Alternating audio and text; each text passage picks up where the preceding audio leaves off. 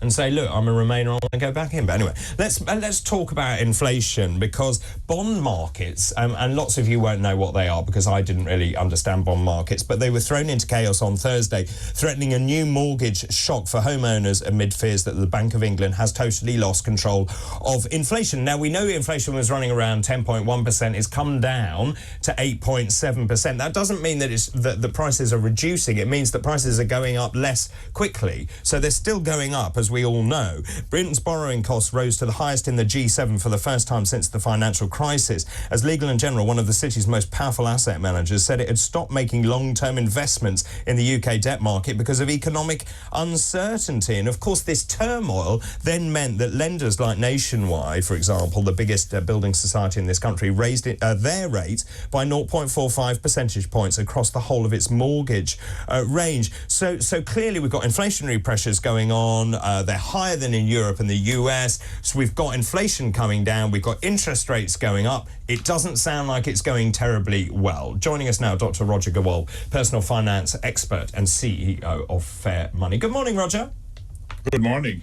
What's your reading of this? I think we were all briefed to believe, and I think the markets thought inflation would come down by more than it has, and I feel things are not looking quite as rosy. Well, it's actually all very confusing, as you indicate, in the sense that all the reporting is quite technical. There's an awful lot of jargon. I don't know how some people actually understand what's really going on.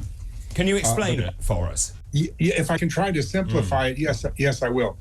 Pardon me. First of all, inflation went down to 8.7, but that's the headline rate of inflation. The real inflation, or the core inflation, actually rose rather alarmingly. So we're being gaslighted or gaslit about that fact.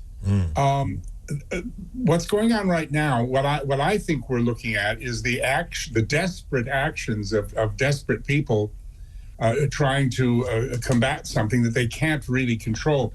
I think you're being generous when you say, and people say, that the Bank of England is losing control of inflation. I don't think they ever had control, because raising interest rates to combat this kind of inflation, where it isn't consumer spending, it's the price of food and energy and other things over which we've got little control, raising interest rates and crippling people and businesses doesn't reduce that inflation.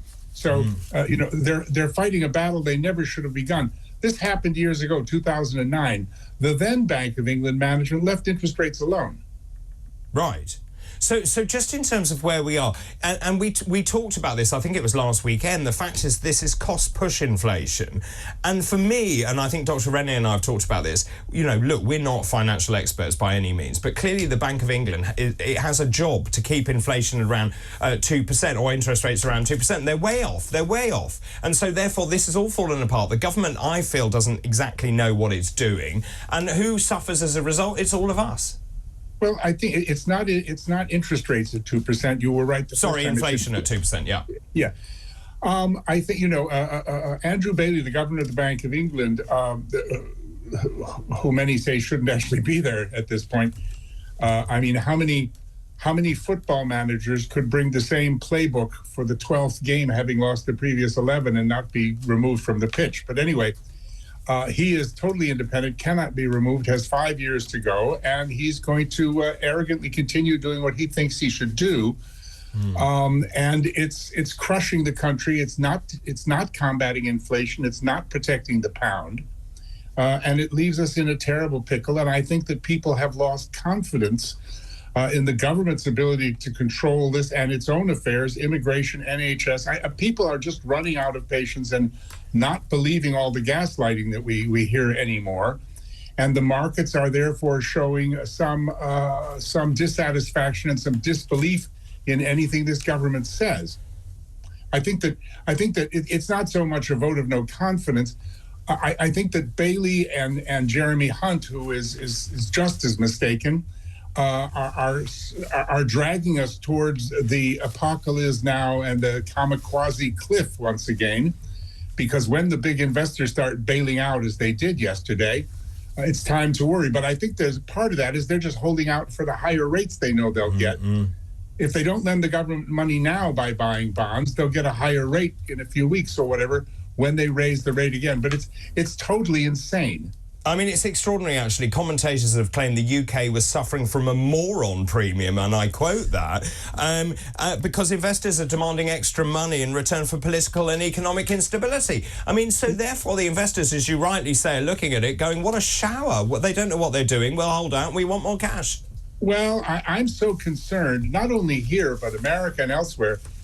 I'm really concerned about the lack of good leadership in the world. And you've mentioned Mr. Farage a few times. I actually interviewed him yesterday. That will be released fairly soon, about why we have such a lack of good leadership across the board in Western countries. It is, morons premium is quite a good word, because, I mean, it's just so stupid. I mean, an economics student would know better. So what was Nigel's response to that? Why don't we have the caliber of leader that we should have?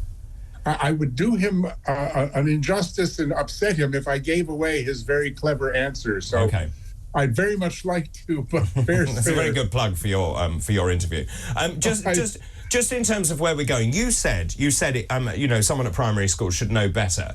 I mean, it does seem to me that the Bank of England has completely lost control of this. I don't think the government understands. Jeremy Hunt, very happy for us to go into a recession to counter inflation. That is not acceptable. Well, because he's got 84 million gazillion trillion pounds. As people have been saying, and I've been saying for a long time, this government just can't relate to us.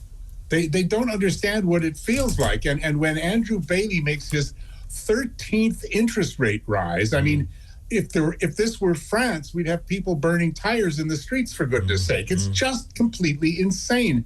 And for Hunt to make a statement like that yesterday is not politically, strategically very intelligent. Let me put it at its highest like that. So, Roger, what would you do if you were Chancellor? How would you tame this? What would you do? What measures would you implement? I would bring some calm to the markets. What Bailey should have done is, yes, interest rates have been very low for a long time. He should have started years ago, pre-COVID, pre-Brexit, when it wouldn't hurt us. Like they say, boiling. Well, you're a doctor. Boiling the frog in the beaker at a low temperature, and it doesn't realize it's boiling till it's. I don't think we do that in medicine, but anyway, yes, a nice analogy. I think they do anyway. I would have introduced years ago gradual small increases to bring the interest rate up after it was no longer necessary for it to be so low. And what he should do now, to answer your question, is he should certainly not raise interest rates any further.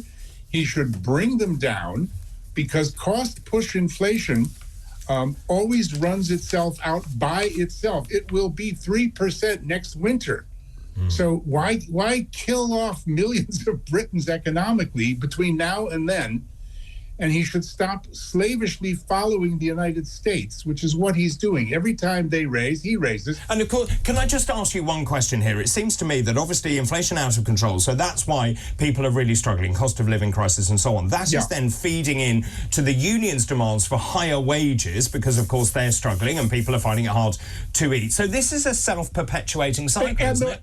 And the Bank of England, Andrew Bailey, and the chief economist there, Hugh the Pill, I call him, tells us not to ask for wage rises. We've discussed this on your program before. Don't ask for wage rises because you're driving inflation. No, you so-and-so, you're the one driving. How dare you accuse, Really good to talk to you. It's a desperate joke, David and Renee. It's a desperate joke. It's beyond funny. The texts and WhatsApps I've had this morning about hey, Roger, what kind of world are we living in? This is getting crazier and crazier. It's a joke. Roger, always a great pleasure to talk to you. Thank you very much indeed, Dr. Roger Gewolb.